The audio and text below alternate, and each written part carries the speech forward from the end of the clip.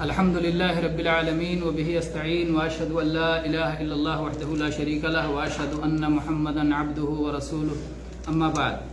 لا الہ الا اللہ کے معنی پر بات چل رہی تھی عقیدہ کے درس میں، جس میں ہم نے یہ پڑھا، یہ جانا کہ لا الہ الا اللہ کا مطلب ہے نہیں کوئی عبادت کے لائق سوائے اللہ کے۔ لا الہ کوئی عبادت کے لائق نہیں الا اللہ سوائے اللہ کے۔ اب یہ عبادت کیا ہے جس کے لائق کوئی نہیں ہے نا؟ عبادت کا معنی، اس کا مطلب سمجھنے کی ضرورت ہے۔ تو عبادت کیا ہے؟ عبادت آپ سب جانتے ہیں کہ عربی زبان کا لفظ ہے۔ عبادت عربی زبان کا لفظ ہے، اس کے معنی لغت والوں نے بتایا ہے پست ہونا، ہموار ہونا۔ جیسے کوئی راستہ، ایک نیا راستہ ہو، اس پر جب لوگ کئی بار چلتے ہیں تو چل چل کے وہ راستہ کیسا ہوتا ہے؟ دب جاتا ہے، پست ہو جاتا ہے، ہموار ہو جاتا ہے، چلنے کے لائق ہو جاتا ہے، تو اس کو کہتے ہیں طریق معبد۔ تو عین با دال کا معنی گویا آیا پست ہونا، دبا ہوا ہونا، ہے نا؟ یہ معنی ہوتا ہے عبادت کا۔ تو اس میں گویا جھکنا پایا جاتا ہے، پستی پائی جاتی ہے، دبنا پایا جاتا ہے۔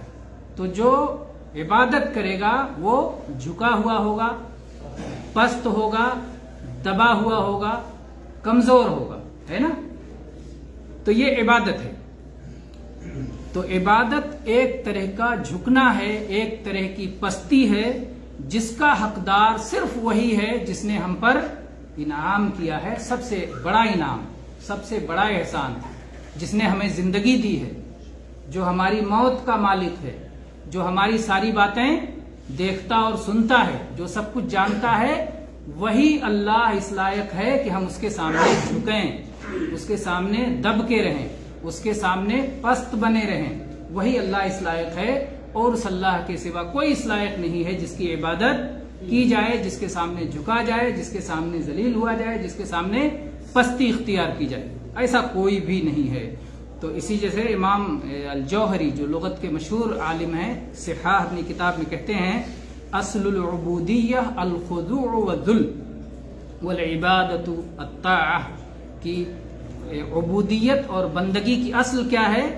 جھکنا، پست ہونا، دبنا، اور اطاعت اور فرما برداری کرنا، حکم کو ماننا، تعمیل کرنا، یہ عبادت کا معنی ہے۔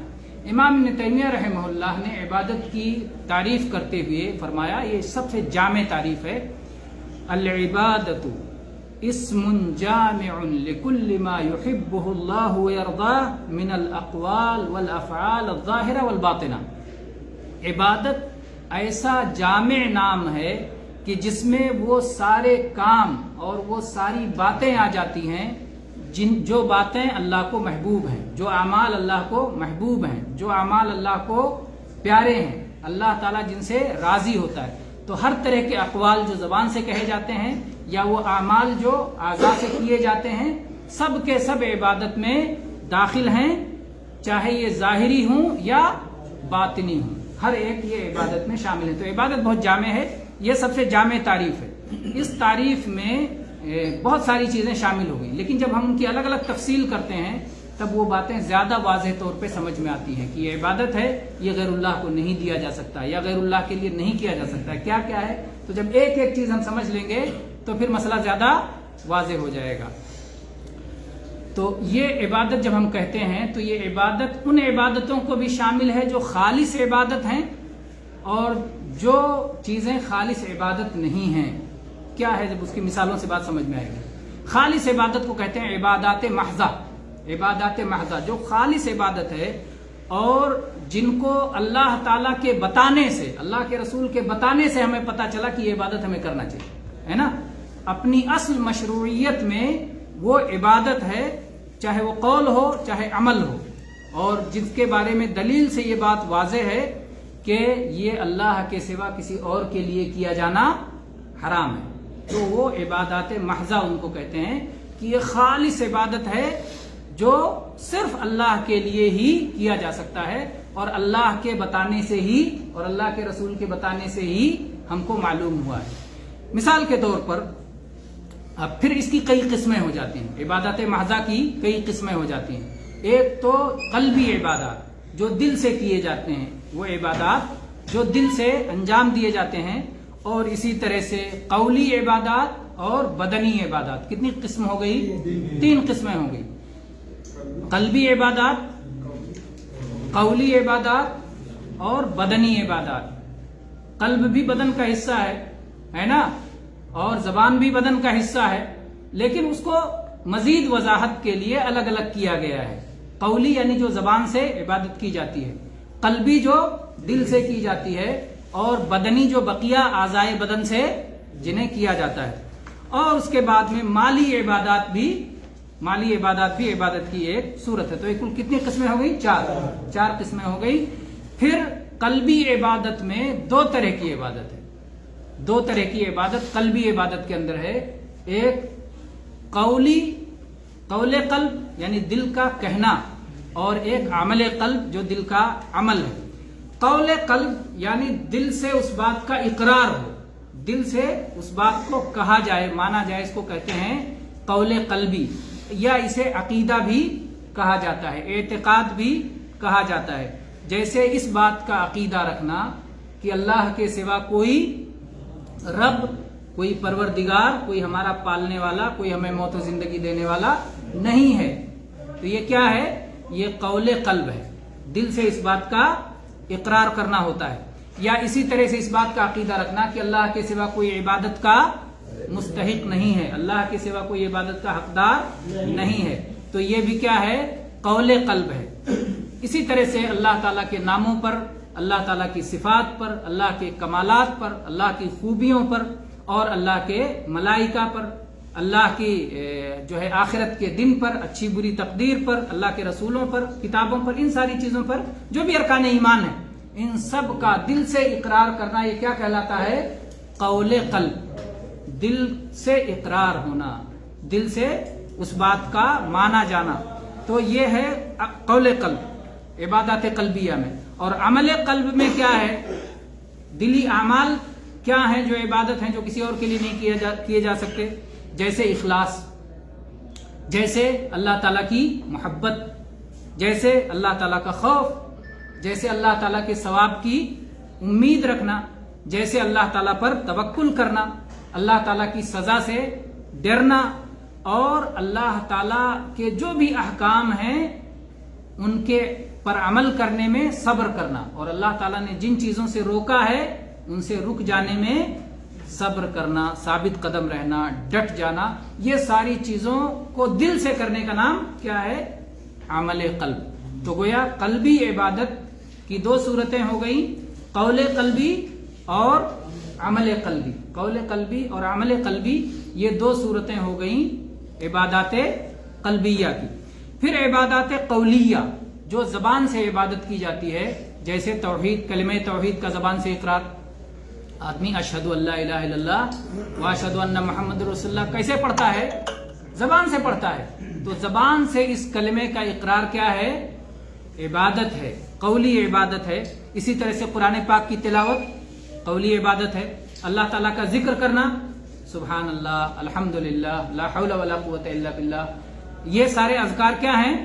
قولی عبادت ہیں۔ اسی طرح سے اللہ تعالیٰ کی طرف دعوت دینا، کسی کو اللہ کی طرف بلانا، یہ قولی عبادت ہے۔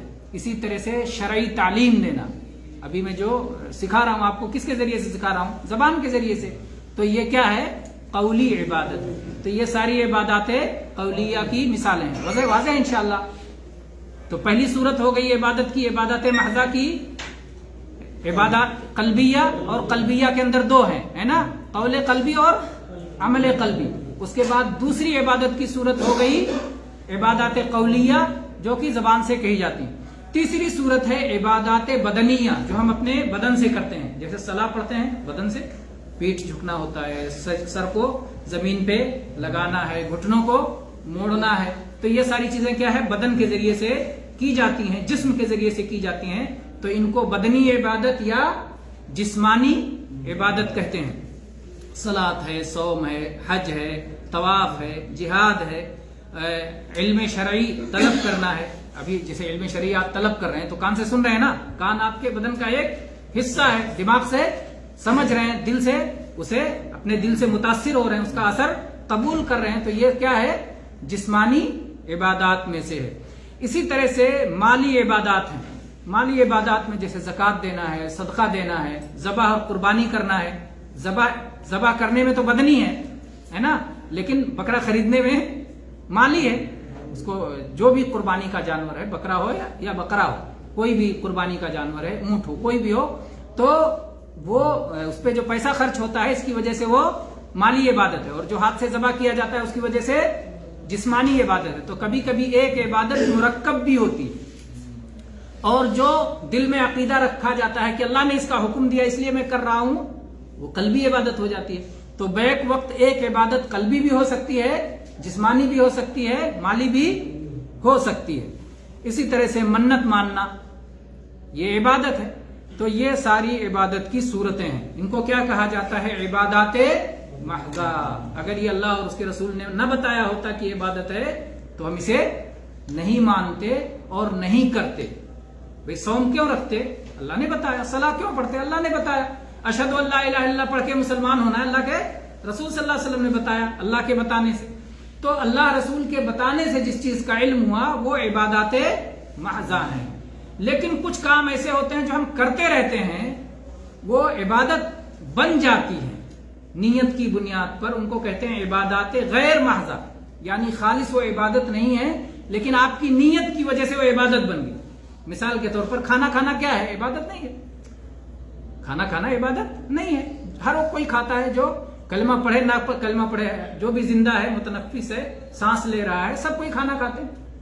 لیکن مسلمان جب کھانا کھاتا ہے اور یہ سوچ کے کھانا کھاتا ہے کہ میں یہ کھانا اس لیے کھا رہا ہوں کہ جب یہ میں کھانا کھا لوں گا تو اس کے نتیجے میں جو طاقت بنے گی اس طاقت کو میں اللہ کی عبادت میں استعمال کروں گا. میرے بدن میں جو طاقت آئے گی اس طاقت کو میں اللہ کی مرضی کے مطابق استعمال کروں گا. تو اللہ کی فرما برداری اور اللہ کے حکم پر عمل کرنے کے لیے طاقت حاصل کرنے کی خاطر جو کھانا کھایا جائے اس نیت سے, وہ کھانا کھانا بھی کیا ہو جاتا ہے, عبادت ہو جاتا ہے. لیکن وہ اصلاً عبادت نہیں ہے, نیت کی بنیاد پر عبادت ہوتا ہے. تو اس کو کیا کہتے ہیں, عبادات غیر محضہ. عبادات غیر محضہ. تو عبادات غیر محضہ وہ اعمال و اقوال ہیں جو اپنی اصل مشروعیت کے اعتبار سے عبادت نہیں ہیں, لیکن آپ کی نیک نیتی کی بنا پر عبادت بن جاتے ہیں. آپ کی نیک نیتی کی بنا پر وہ عبادت بن جاتے ہیں. اور عبادات غیر محضہ کی بہت ساری صورتیں ہیں. انشاءاللہ ہم اس کو اگلے درس کے لیے رکھتے ہیں, کیونکہ بہت سارا باتیں ہو جائیں گے تو بھول جائیں گے نا, تو اس لیے اس